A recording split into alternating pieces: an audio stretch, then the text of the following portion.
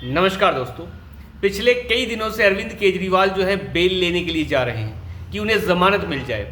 कभी supreme court चले जाते हैं, कभी दिल्ली हाई कोर्ट चले जाते हैं, कभी राउज एवेन्यू कोर्ट चले जाते हैं। लेकिन पिछली रात कुछ ऐसा हुआ कि राउज एवेन्यू कोर्ट की जो वेकेशन बेंच है, जो छुट्टियों में बैठने वाली एक बेंच होती है, उसकी एक महिला जज ने यह फैसला सुना दिया कि अरविंद केजरीवाल को जमानत दी जा रही है। रात के 8 बजे ये फैसला आया। इसके बाद आनन फानन में एनफोर्समेंट डायरेक्टरेट के वकील जो हैं वो दिल्ली हाई कोर्ट की तरफ भागे कि ऐसे कैसे उन्हें जमानत दे दी गई, हमारी बात को बिना सुने जमानत क्यों दी गई। एनफोर्समेंट डायरेक्टरेट ने यह आरोप दिल्ली हाई कोर्ट के अंदर लगाए हैं कि लोअर जज ने उनके बातें बिल्कुल नहीं सुनी और जो सबूत वो पेश करना चाहते थे उनको बिना सुने ही वो आगे बढ़ गई। उनका कहना था कि हमने बार बार ये कहा कि जज साहिबा आप हमारी बात सुन लीजिए, हमारे पास सारे साक्ष्य हैं, हमारे पास कॉल डिटेल्स हैं, कॉल रिकॉर्ड्स हैं, सब कुछ है, लेकिन जज ने ये कह दिया कि ये पर्याप्त नहीं है और फिलहाल इनकी ज़रूरत नहीं है, हम इन्हें ज़मानत दे रहे हैं, रेगुलर बेल दे रहे हैं। मैं आपको बता दूं, सुप्रीम कोर्ट भी रेगुलर बेल अभी तक केजरीवाल को नहीं दे चुका है। एक बार भी सुप्रीम कोर्ट भी ढंग से इस चीज़ को नहीं सुना है और साथ ही साथ दिल्ली हाई कोर्ट भी। दिल्ली हाई कोर्ट तो बेल को सिरे से खारिज कर चुका है, फिर उसके बाद ये लोअर कोर्ट पहुंच गए थे।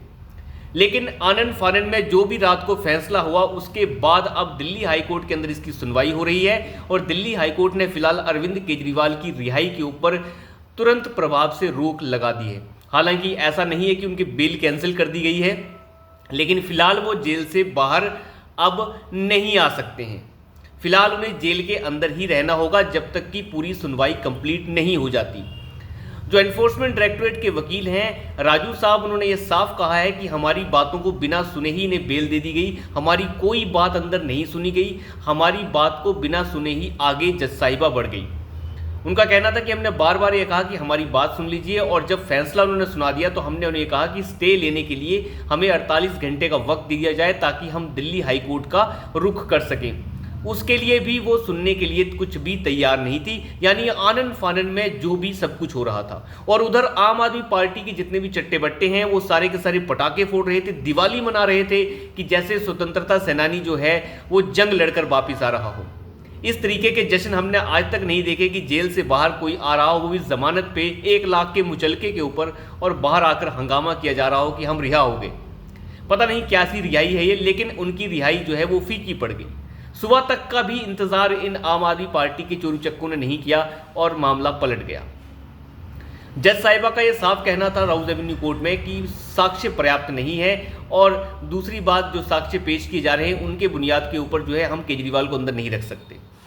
देखिए, अगर एनफोर्समेंट डायरेक्टरेट के पास साक्ष्य पर्याप्त नहीं है तो मुझे नहीं लगता एनफोर्समेंट डायरेक्टरेट को इस केस को आगे चलाना चाहिए। पर सुप्रीम कोर्ट तक अपनी रिहाई की मांग करने वाला मनीष सिसोदिया शराब घोटाले के अंदर फंसा हुआ है, जिसे सुप्रीम कोर्ट भी बेल देने से मना कर चुका है। विजय नायर को बेल मना कर दी गई है। सत्येंद्र जैन जो है इसी मामले के अंदर पीएमएलए एक्ट के तहत एक दूसरा मामला है जिसके अंदर वो जेल काट रहा है।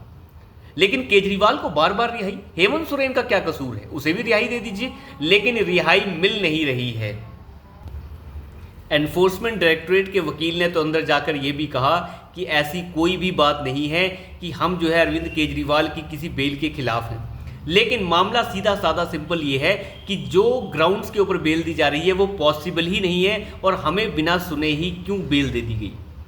एसवी राजू ने अंदर ये साफ कहा, एनफोर्समेंट डायरेक्टरेट के वकील का ये कहना साफ था कि हम बड़ी गंभीरता से ये बात कर रहे हैं कि नीचे के जज ने हमारी कोई बात नहीं सुनी और हम गंभीरता से इस बात को रख भी रहे हैं कि उन्होंने हमारी बिल्कुल पूरी तरीके से नज़रअंदाजगी की। यानी जज के ऊपर भी एक तरीके से आरोप लगा दिए गए हैं एनफोर्समेंट डायरेक्टरेट द्वारा कि इस तरीके से हड़बड़ाहट के साथ जो है फैसला सुना दिया गया। और अरविंद केजरीवाल के चोरू चक्के पार्टी के जितने भी है, ये संजय सिंह जो खुद लठैत जो तिहाड़ी हो चुके हैं, वो कह रहे हैं कि मोदी की ईडी जो है अरविंद केजरीवाल की जो रिहाई है उसके खिलाफ हाई कोर्ट चली गई। अरे तुम अपनी रिहाई के लिए पता नहीं कितने कोर्ट तक चले गए, तो एनफोर्समेंट डायरेक्टरेट क्यों नहीं जाएगा रिहाई रोकने के लिए?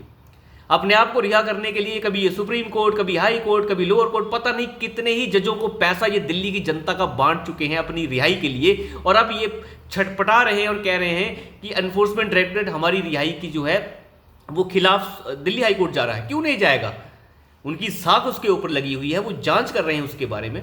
तो आप अंदाज़ा लगा के देखिए किस तरीके का पाखंड जो है वो इस वक्त दिल्ली सरकार कर रही है। दिल्ली का पूरा सरकार का मुखिया जो है जेल के अंदर है, जो बेशर्मों की तरह अंदर बैठा है और अपना इस्तीफा भी नहीं दे रहा। यहीं से अंदाज़ा लगा सकते हैं कि किस तरीके से दिल्ली के अंदर जो है ड्रामा चल रहा है।